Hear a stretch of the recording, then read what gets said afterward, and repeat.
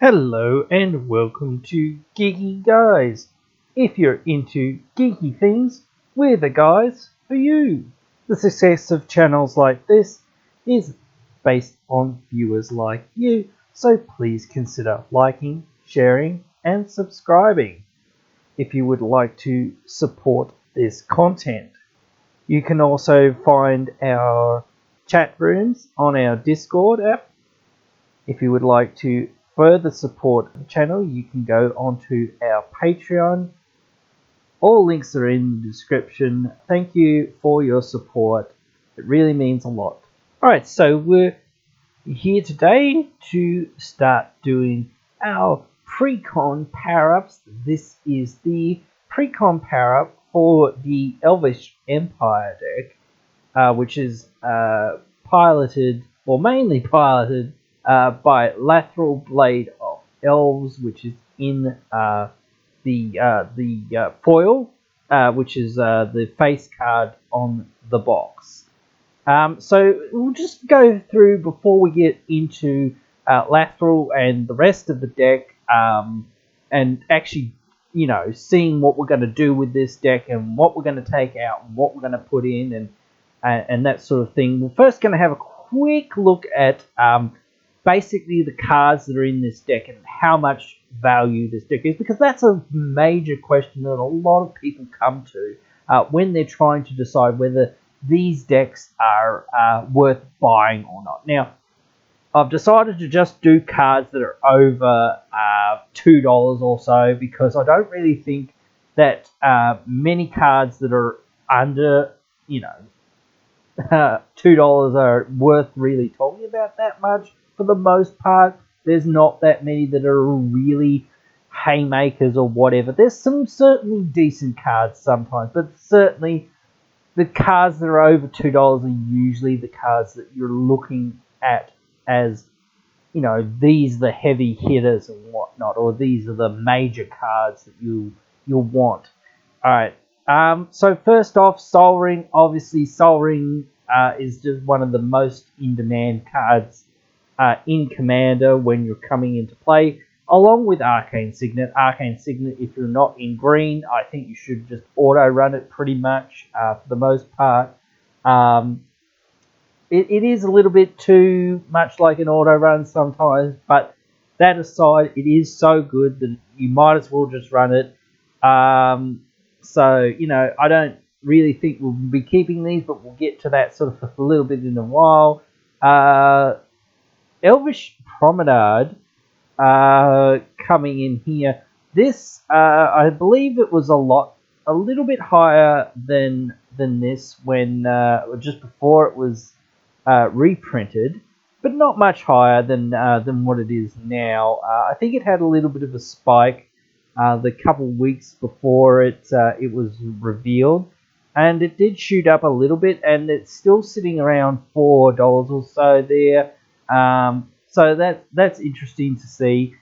Reese the Exiled. This is another card that, it was a lot of money for a fair while, really. The Lorwyn variety of this card, I believe it is still sitting around $50. So, even after this reprint, so it's certainly a card that now, it's $6, and I'm looking at these post-release. This is the prices that you can get these cards for now. Now, I'm not looking at the new cards, or some of the new cards that are from these decks, or the new cards from Kaldheim that are in these decks, because again, those cards, for the most part, don't really have that good a value, and some of the value is in flux, and of course some of the values of some of these cards is in flux, and certainly when you go to buy Soul Ring or Arcane Signet or what have you from a vendor, they have a vendor's fee.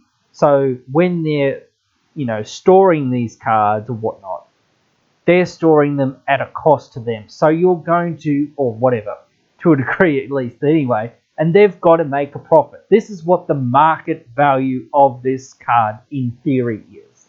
this is what it is on the market. If you actually go into the stores or whatnot, or if you go onto Card Kingdom or whatnot, the actual selling price of these cards will be a little bit higher than what I have them here. But just note this is the actual market price of these cards. Now, in total, the reprint value for the cards that are in this deck are fairly high, at $32.21 there. And you know, this deck, it's I think they've gone up here in Australia just recently. They've gone up to $30 each. And I'm obviously taking the Australian dollar price here, so you might have to do some conversions if you're in another area, but just this is what I've done it as because I'm in Australia. Again, I know a lot of the other places they do them in US dollars, and then you've got to work it out where you are anyway. So, but anyway, yes, you know, just over the value, and I think again when you're looking at that, it's a little bit misleading to a degree because again, I'm not including the Commander or any of the Kaldheim cards or any of the new cards, which again don't have, you know, set prices for the most part. And again, this is the market price. This is not, you know, what you would actually go into the store and buy it at. This is the price that it would be on the market if you were to sell it or whatnot, or if you were to find it out there in the wild, or if you were to trade it between players or whatnot, things like that. But anyway, we'll get into the deck tech part of this episode now. So now we're looking at building around this specific deck's commander. Now again, we could go through this deck and we could find another commander. There are a couple of green-black elves in this deck as well. But honestly, I think Lathril, through having looked through the deck list, is actually the best commander for this deck anyway. I know there's some people that say you can do some partner shenanigans with some of the Commander Legends commanders and whatnot and things like this. We're not going to do anything like that. We're going to stick to the face commander. We're going to go in this direction and we're going to follow what this specific commander wants to do. So that's where I want to take this deck tech or this precon power up. We want to do what our commander wants us to do. And what does our commander want us to do? Well, our commander wants us to make lots of elves. And then our commander wants us to drain people and be able to kill people or punch people with elves. So that's a pretty simple strategy. This is a good strategy for a new player, this sort of a deck. It's a very simple, basic deck, and I think those very simple, basic decks are the sort of decks that you would give to a new player. So this, I believe, is doing the job that, these decks are generally sort of built for. They're built for new players. They are built for more established players as well, just to get good cards and whatnot and things like that. But again, or if you're just into elves or whatever, but you know, if you're into the theme or whatever. But again, these are made to be more easy as well, so that a new player can pick it up and, you know, play it without having to learn 50 or 60 different mechanics and different combos and whatnot and all this other stuff. So again, this is a simple deck, and I know there might be some ways that we can make this a much higher power deck into an 8 or 9, or maybe even, you know, a high 9 or whatever. Maybe we can make this into a combo-centric deck or whatnot. We're not going in that direction. That's not really the direction that our commander really wants to go in. We could just pick a better commander if we really actually wanted to go in a combo direction, than, you know, rather than this direction that our commander's going in.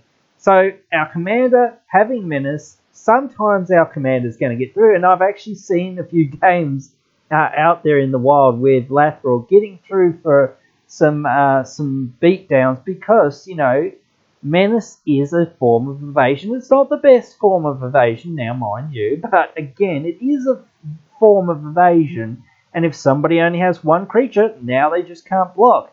or whatnot, and things like that. Or if they have, perhaps, I don't know, they have, you know, had to block something, or they've had to attack with one of their creatures because it was goaded or something, and then they play another creature. Now they've only got one creature, they can't block this, so it gets through.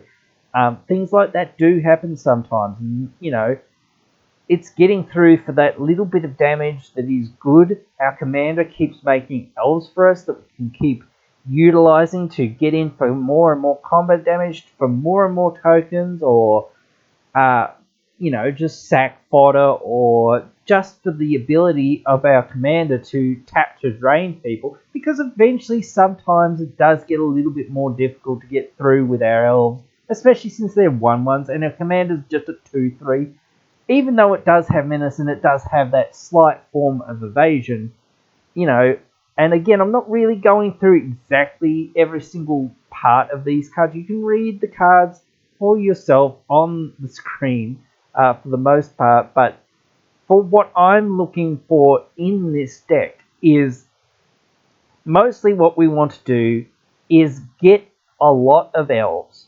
We either want to go wide with elves and slightly pump those elves, or we want to be able to tap and untap our elves to drain our opponents out of the game so that we can be victorious and go on our merry way and have some good fun. And there's certainly some good cards in this deck, and there's certainly some good cards from the latest new set, Kaldheim, that I would like to go through and think about whether we'll put these cards in or whether we won't put these cards in. And I also want to go through what's in this deck that we might take out and we might not take out. Now, every card we're going to go through and say, well, we might take this out, so it might be on the list of possible takeout. And at the end, we're going to see whether we actually take them out, because sometimes it's not 100% clear. I will say again that on the list of cuts was or is a couple of really, really good cards, because I've already made the list for the most part. But I'm just sort of taking you guys through my list and how to sort of theoretically build this deck. So I haven't come to the final conclusion yet. We're going to go on that journey together. But some of the good cards that are in Kaldheim that we can look at putting in. The first one that I want to talk about is Tyvar Kell, the new Planeswalker. Tyvar, a mythic, is going to be fairly hard to get your hands on Tyvar, I think, for the most part. The thing is, what I'm trying to do with this deck upgrade is basically do this upgrade as somewhat of a budget build.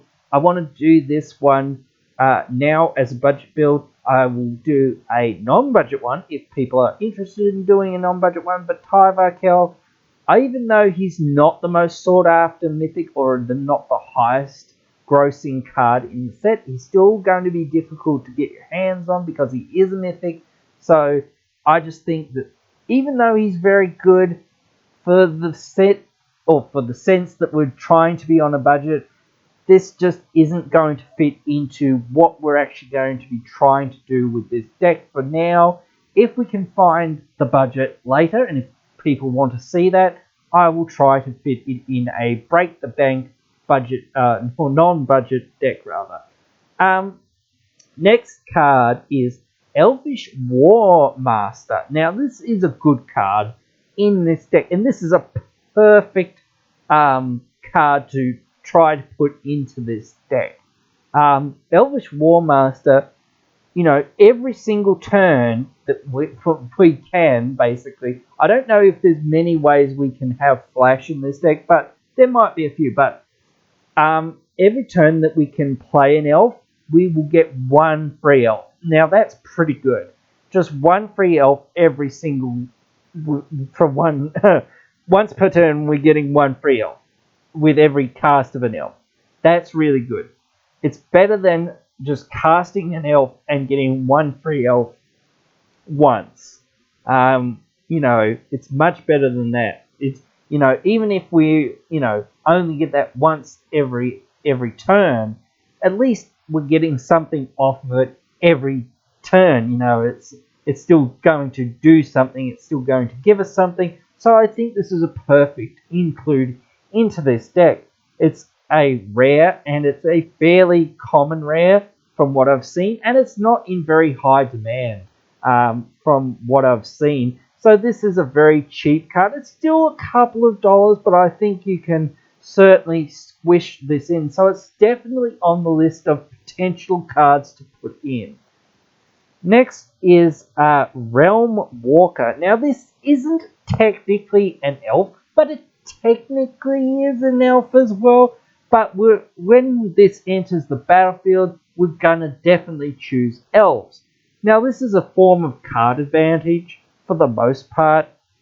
Now of course we still have to cast our elves off the top of our library or whatnot, but just having quote-unquote experimental frenzy on a creature is still pretty good, and it's very good in this deck. And again, this is slightly being hindered in a sense, or the price of this card slightly being hindered in the sense that this is also the Biobox promo and whatnot, so this is actually a little bit cheaper than what a couple of the other cards are, as long as you're just going for the most basic version, which is what we're actually going for. We're not going for full art, foil, alt art, whatever. We're not going for any of that stuff. We're just going for the basic cards so that we can, fit into a budget. If somebody wants to actually see blinged out, full on deck tech as well, shoot me some money on Patreon and we'll see if we can make it happen,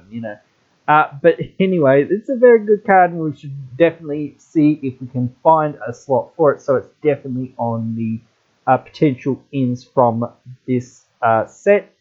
Skemfar Avenger, I don't know how much our elves are going to die because we're not really on a sack plan that much, but it's just pretty good because, sometimes board wipes happen.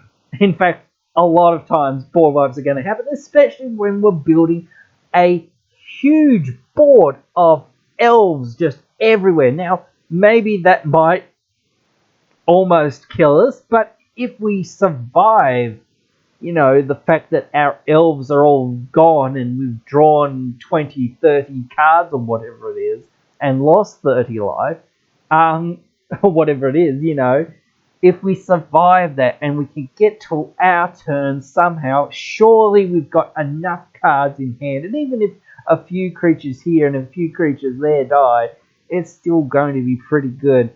It's still just one of those things. I would like to build around it a little bit more, but I don't think you need to build around it for the most part because your opponents are going to do the work for you. Maybe they'll just kill this thing first, but then again, that's fine. Even if it's just a 1-for-1 sometimes, then that's okay. It draws you a card. But then again, sometimes they just don't have that 1-for-1 and they can't really do anything about it. Or, there's just something more threatening on the field, so they've just got to get rid of that. So this is certainly on the list for includes.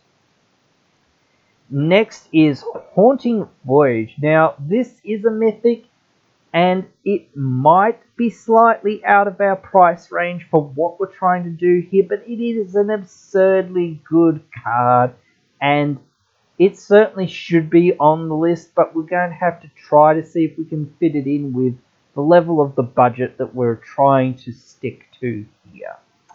Alright, so next is our Pathway Land. I haven't remembered the name of it. Dark Braw Pathway and Sliver Blaw Pathway. So this is our Golgari flip land, basically. So this is certainly a good card.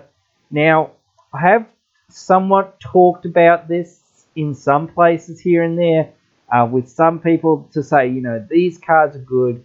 I don't particularly like them that much because, yes, they give you the sort of mana that you need or that you're missing, perhaps, at the time that you need it. And if you're just, I absolutely need green. I have no green. I don't know what I'm going to do. I have 100 green spells in my hand and I have no green.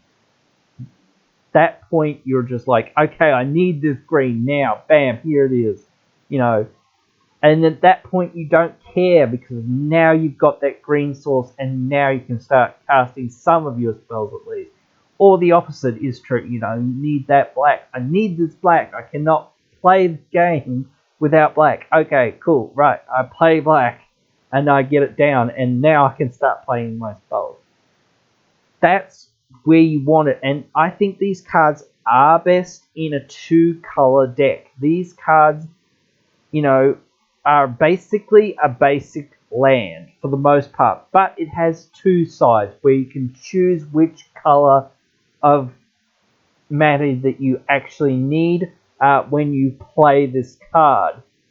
So they are good, but to me, for a dual land, they're not actually that good, but they are fairly budget. They have just come out. This is the time to try and get them, I think. There's not that many decks in Standard that are going to be using these right now. I don't think Elves are a big thing. I don't think there's that many Golgari-based decks in Standard right now.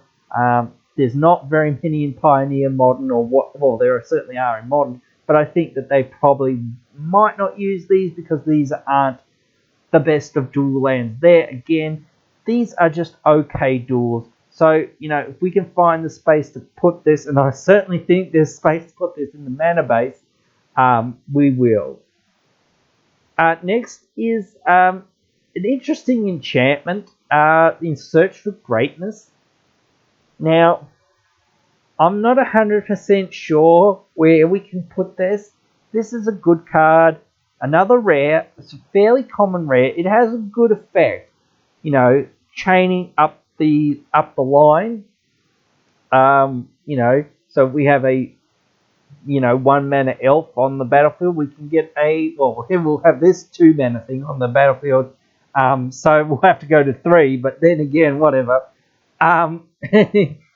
So just getting that CMC 3 thing on the battlefield, then a CMC 4 thing, then a CMC 5 thing, CMC 6, CMC 7, so on and so forth, what have you.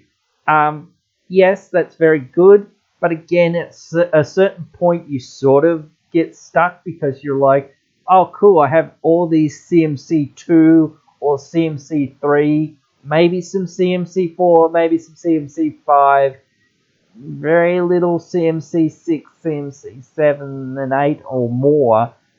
So at that point, it's just like not really a dead card, but it's sort of a dead card. And then it only scries 1. So it's okay. I think we can find some space for this card, but I think we should also, really think about this card being taken maybe if it's our last resort sort of card. Now, some other cards that are in this deck, and I wanted to start focusing on what we're going to think about taking out of this deck.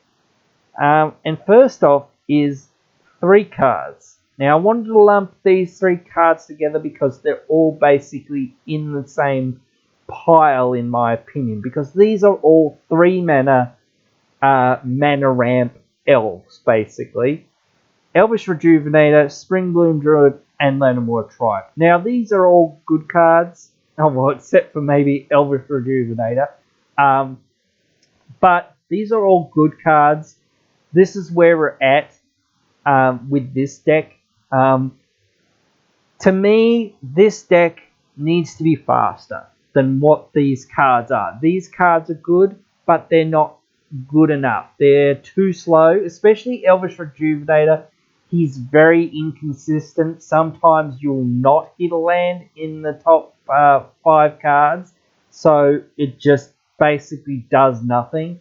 Springbloom Druid, yes, it's very good, and land ramp is our best friend, of course, in green. but the thing is, I don't really want to sack a land to have to, or I don't think we should sack lands to, get 2 lands. I know they sort of come in untapped so you get more out of them or whatnot, but again, I just don't think that that's worth it in this deck. If we were in a Merrin deck or something where we really needed the body, then this would be a little bit more relevant, or if we're in a Muldrotha deck, then we could just get the land back as well, so that wouldn't matter either. But then again, it's just one of these cards. Again, we want our ramp, we want our spells to be a lot cheaper, so these are 3 cards that I'm very highly considering taking out.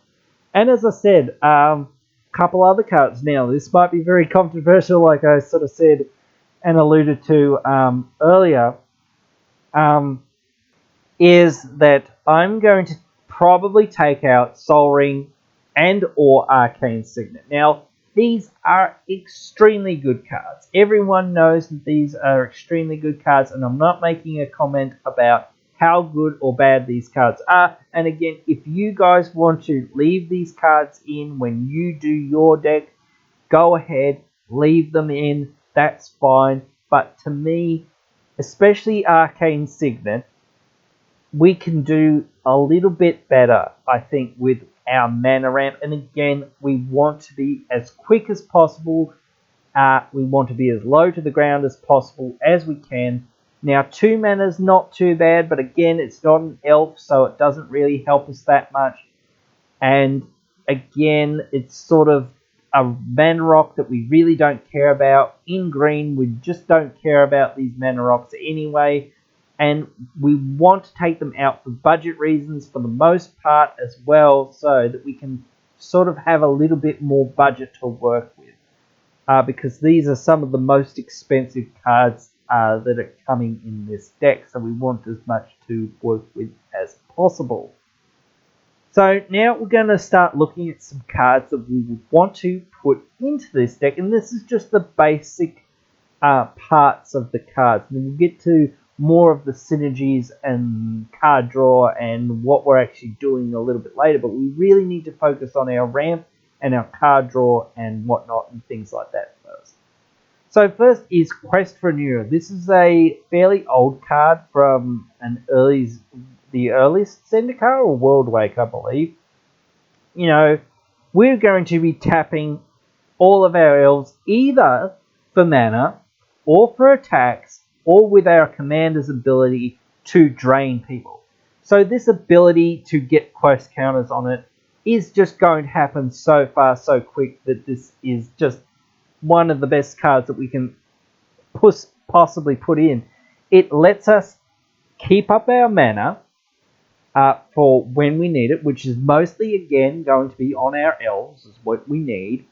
And it's going to help us keep up our blockers, which is, again, what we somewhat need, so that we can protect ourselves, we can protect our life total, so that when we go in for an attack and it's not quite lethal or whatever, then we can, oh look, our creatures are untapped and we can sit back on defense.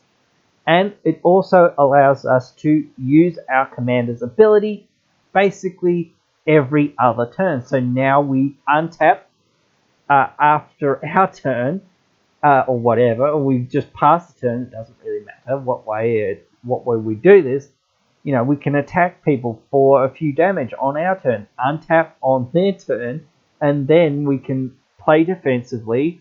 And again, at their end step, or even when they've gone to attack us in response to damage, we can tap our elves to drain opponents for 10. And if we don't have to block, or we don't have to really worry too much, we can just do that anyway. So that then next player's turn after that, we just basically do the same thing and again and again. So eventually we're going to close out the game very, very quickly with having all these synergies together and being able to have our creatures up, being able to be defensive, being able to, tap for mana if we want to use some instant speed shenanigans or what have you, if we want to drain people out. So it's a very good card that we should definitely consider adding into this deck. Now there are 5 cards here that I was thinking about. just 1 mana dorks, basically, for the most part. We want all the 1 mana dorks so we can possibly squeeze into this deck. And this is where I was saying, we want our ramp to be very cost efficient and early, and we 9 times out of 10 want a Manador, a CMC 1 Manador in our opening hand. So we want all of them that we can get. We want as many of them as we can find. We want to pack them in. Now, these are the most budget friendly ones. There are a couple other ones that I might get to later on if we can find space for them in the budget. But these ones are the best of the cheap ones: Find Horn Elves, Lateral Elves, Arbor Elf, Elves of Deep Shadow, and Confident Trapper, or whatever it is, I believe. I can't remember off the top of my head. But anyway, these cards are all pretty good. The 1 damage off Deep Shadow, or the 1 life off of Confident, those are really irrelevant. It doesn't matter if we're losing 1 or 2 life to tap for mana and whatnot. So, especially so early on in the game, we really need that 1 mana ramp in this deck. We need just more of that. Now, there are more cards that are in this deck that we should look to think about taking out, such as Voice of the Many, Cultivator of Blades, Eyeblight Massacre.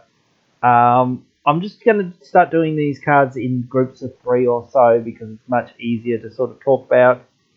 These 3 cards, no. Look, Voice of Many is okay because it's an elf. That's about it. If we're far behind, it's good, but that's the problem with it. We don't want to be far behind, and the amount of advantage it gives for the cost it's at and for the power and toughness ratio and whatnot, all these things, it just doesn't add up to enough.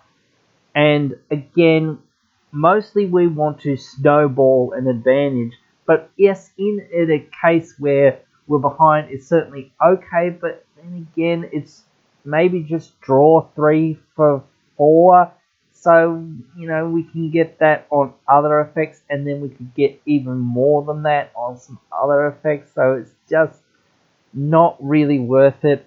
Cultivator of Blades, it makes 2 1/1 servos or whatever, or it gets 2 more power, and then it gets it gives all of other attacking creatures. Yeah, so it's all other creatures get +X till end of turn, where X is its power. Yeah, like it giving +3/+3 an overrun effect. Yeah, sure. Well, yeah, overrun effect literally, but it takes a turn to do it essentially, or you just get these random servos that you're not probably going to do anything with. So I just don't see that it's going to be that good. You know, no, every turn is good. It's getting that advantage, but it's just not quite good enough. We can put other things in here. It is a budget card, so if we can't fit something else in, like a Zuri or whatnot, we might come back to this one. Eyeblight, we can just get much better effects than this. There's a better card in the Commander, not in the Commander decks, this is the Commander decks. There's a better card in Cowtime, which is neg3, and we're not even going to take that. So, we're definitely not taking or keeping this card. Eyeblight Cultists, when it dies, we get 3 1/1 Elf Warrior creature tokens, and then mill 3 cards. Yeah, no. Sure, it's more bodies, and it sort of provides some amount of value if it dies. We don't want to be on that plan, though. We want more out of our cards than this. So it's just not going to do enough for us. Lisa Ala Scarblade, discarding an elf card to give a creature neg X, where X is the number of elves we control. Sure, we're going to have a lot of elves, and we can kill something with this, but again, it just takes too long. We can just run simple, more basic removal than this. It is good that it's on an elf, but we can just get better again, and we don't really want to discard cards, especially our elves. Even if we're flooded with elves in our hand, we just don't really want to discard them. We want to amass more and more elves so that we can, do other things. We never have too many elves in this deck. Elderling Ritualist returns another elf card from the graveyard to our hand when it dies. No. There's better cards than this we can run, and this just isn't good enough. We can fill this with a better card. Twin Blade Assassins. Again, if we were on a more sacrificing plan, this would be good. I just don't think it's good enough. We're not going to get enough out of it to make it relevant. Mastered Admirers. Now, sometimes we'll get this to bounce to our hand for 2 because we'll have so much mana and we can draw more cards out of it by basically sort of pseudo flickering it. But then we're, drawing 2 for 6, so that's just really bad. We're only doing that if we're in a really bad position and if we have a million mana and we have no cards. Again, we just don't want to ever get into that position, so it's just a card we're looking to probably take out for something that does a lot more. Roots of Wisdom. This is a new card from the Kaldheim set. Look, we're not a graveyard deck. We don't want to mill 3 cards. Those 3 cards could be very valuable cards. Yes, we might be able to get one of them back to our hands, but we just don't want to go through this process of milling these cards. It's not worth it to us. If we're in a graveyard deck, yes, sure, this will be a really good card. We're not in a graveyard deck. This is not what we're doing. We're trying to go wide with elves and whatnot, so this is not a card that we want. Pride of the Perfect. This is on the fence to me. Elves getting a attack boost. Yeah, sure, that's good. But they don't get any defensive boost either. And this is for 4 mana. And we can find some better cards than this that just do more. So I just think that that's another card that we can think about cutting. So there are a couple other cards that I would consider cutting, maybe, but they're hard to find for the most part. This deck is made all right for the most part, and some of the cards that I'm going to take out are me building the deck in the way that I think you should build it, or building it in such a way that it will gain certain advantages at certain times and whatnot, and will spiral out of control in the way that you want to go, which is, taking over the game with lots of elves, either attacking people, draining people, or doing other effects such as that. You do not want to be going down any of these mill or sacrifice strategies for the most part. If you just get inherent advantage out of it just by happenstance, then maybe that's good. But again, like as I said, with that other card that's 2 mana or whatever it is from the new set, that's much better than Twin Blade Assassins. Now I know that's doesn't lose his life or whatever, but still, that's a small price to pay, and it's way less mana. Again, that's just so much better, and it's only your end step with Twin Blade Assassins, so it's not every turn, so it just gets way outclassed by another card that's much cheaper. So we're looking for better effects overall. Now, I'm just going to quickly look at the land base that is in here. It's terrible. It's terrible. There's way too many basics for the start. And the duels that they normally put in these decks are terrible. for the most part. They're absolutely terrible. They're the bottom of the barrel, most basic tap lands that you will ever find. We want to take all these tap lands out if we can, pretty much. They're not what we're trying to do. Actually, Skempa Elder Hall, the new card, it's alright, but the problem with Skempa Elder Hall is that the ability to do what it's doing is as sorcery, and it gives one creature -2/-2, and we create 2 elves. Now, late game, because this is, 5 mana to do, 2 generic 2 black and a green. So, that's a fair amount of mana plus this, so it's really 6 mana. Just to give something -2/-2, then create 2 elves, and only as a sorcery. If we're in the worst circumstances, this is only,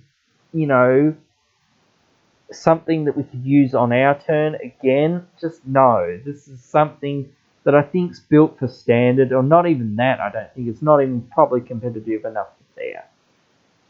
The problem that we're going to find, though, as we go along, is trying to find cards, especially land cards, that we can add that will be within budget. Now, as I said, there is the new one, which is currently hovering around $4 or so. So we want to try and find some lands that maybe will come in untapped, or possibly can come in untapped, that are under like $4 or $5 for the most part, because we don't want to spend that much money on our mana base.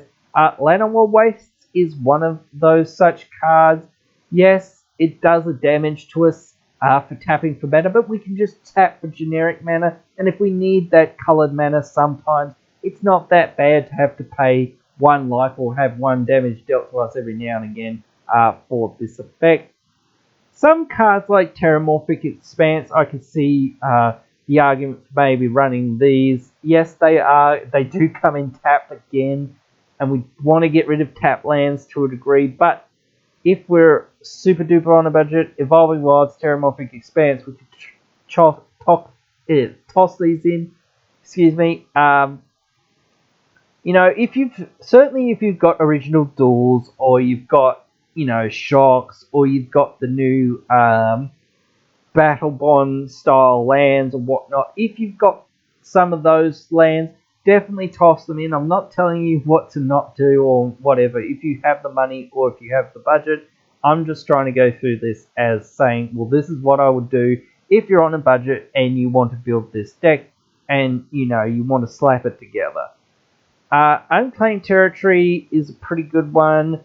We're obviously going to choose elves with that, and, it adds a mana of, or a colorless mana, so it can, help us cast other spells rather than, just being dead sometimes.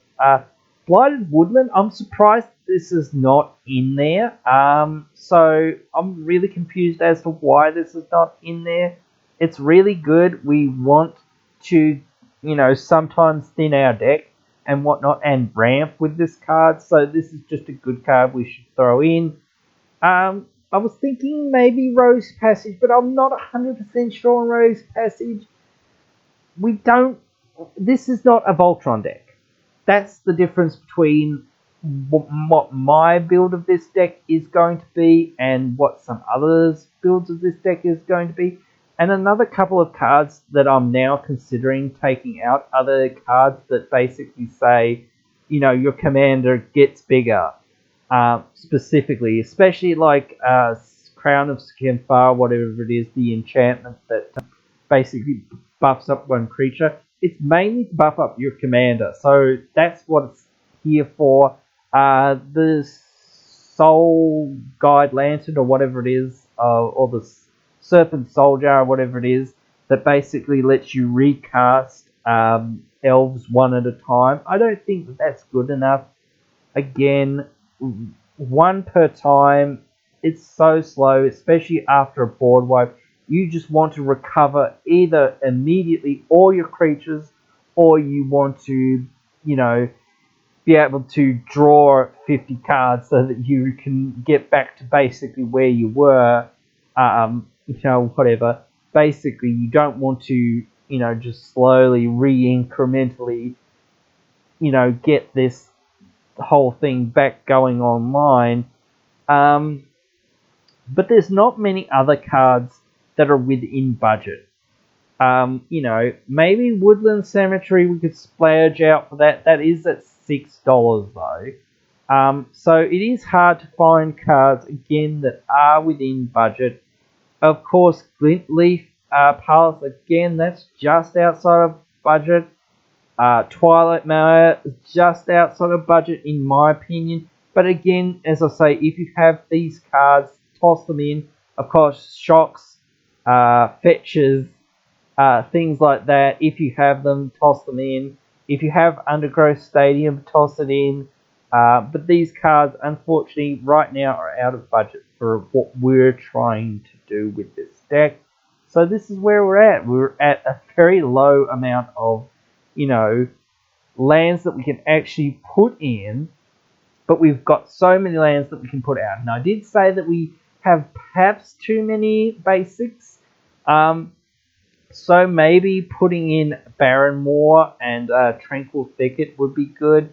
Just to have some lands that, you know, we can cycle away or get rid of late game. Yes, of course, they come in tapped and we want to get away from that whole tap land thing, as I said.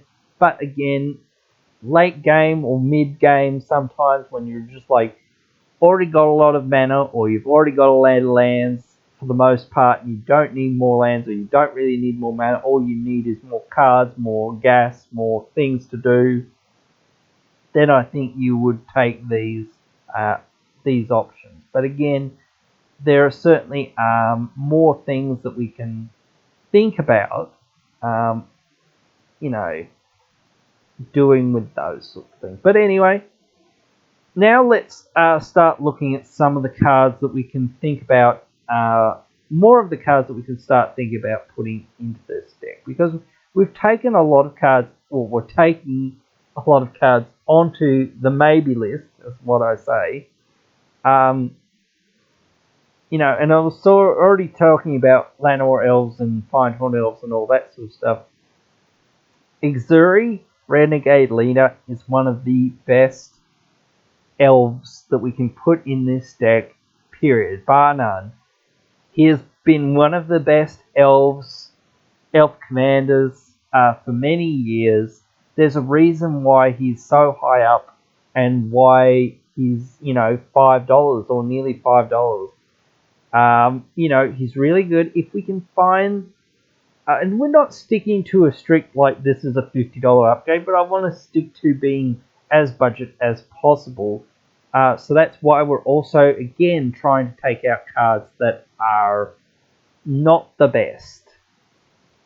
Now, of course, if you have Priest of Titania, other cards like that, you know, those are quite good cards. Freyalise, Llanowar's Fury, quite good as well. Shamanic Revelation, we really want this because we need to gain advantage. We're not going to get the 4 life thing off many times, but sometimes we will.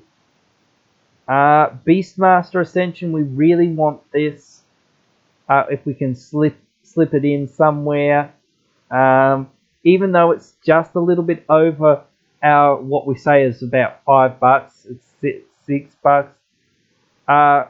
Return of the Wild Speaker is another card that we probably really want, so that should be going in.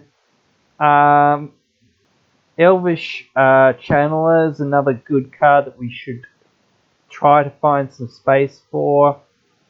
Guardian Project is such a good card, but unfortunately it is way outside of our budget. But again, if you have it, put it in. We want probably Beast Within as well if we can pick one up. That is quite a good card.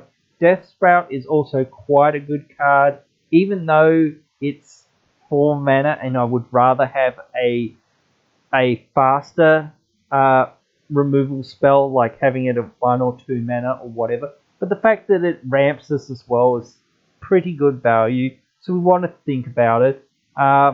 You know, it's not the best card sometimes, but it is very good a lot of the time. So we certainly will think about that. Elvish Champion is quite a good elf as well. Forest Walk, who's not using green nowadays for the most part, to be honest? That's the real question. You know, and this is certainly within budget. So now we're going to take a look at some of the cards that we're considering taking, putting in and taking out, and come up with our final list. Alright, so our list of cards that we want to put in is about 25 cards. Now, look at the main cards. As I said, we said some of the cards that we were looking at taking out. So now we're going to look at our final deck list that we have finished, and if we need to make 1 or 2 little cuts here and there from that deck, we will do so.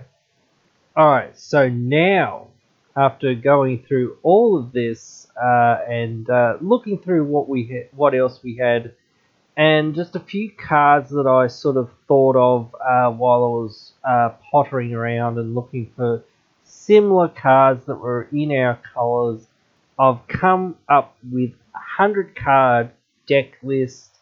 You know, as I said, I wanted to stick to a fairly budget, you know, sort of more casual based deck.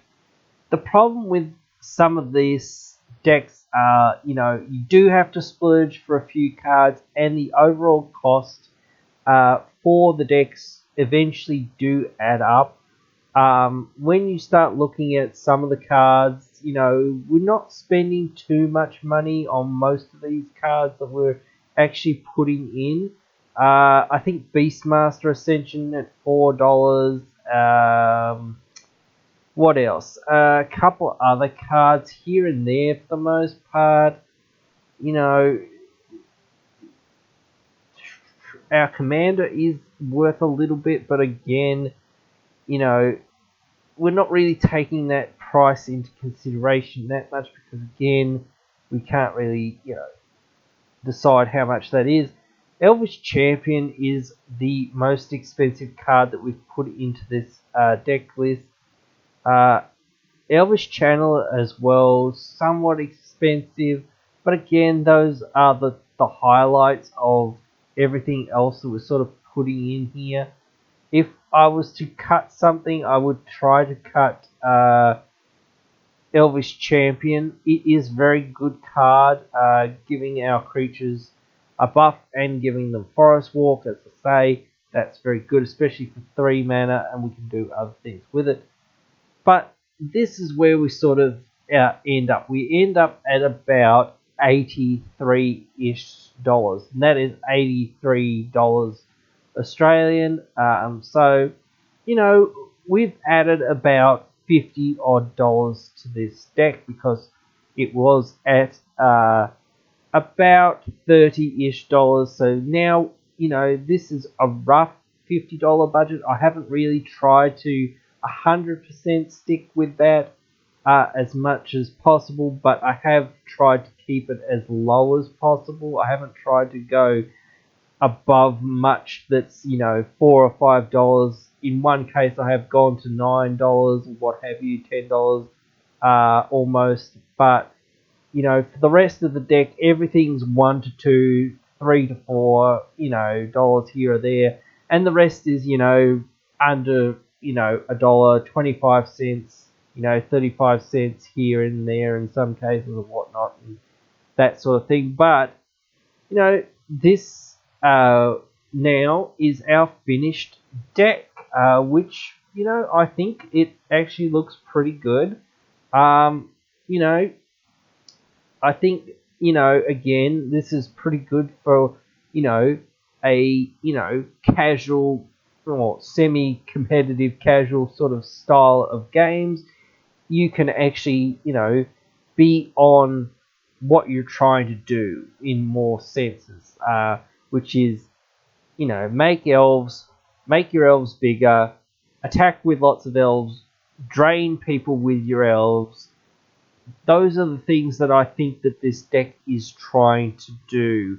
And, just giving the deck a lot more ways to draw more cards, which is one of the biggest things that I noticed when I was looking at this, and just a few less cards that actually ramp, because I just noticed that there were way too many cards that ramped and not ramped well, sort of thing. So, we've just focused in the deck to being a bit lower on the mana curve in some cases as well. As I said, and this is where you come out. Now, again, I'm not going to go over, exactly every single card, because I'm going to leave a deck list, a finalized deck list in the description, but you can basically see most of the highlights that I went through, and you can see most of the process that I went through to build this deck and to think about some of the cards that I thought would be good. And then I just sort of looked at cards that were sort of, again, related to some of the cards, like card draw or removal or whatnot, that I thought would fit into this deck and that had some extra utility to them. So yeah, guys, next time we'll be doing the Foretell deck, so be sure to check that out. Hope you have enjoyed this video. If you have, please hit that subscribe button. Help us out if you can. And come back again for another episode.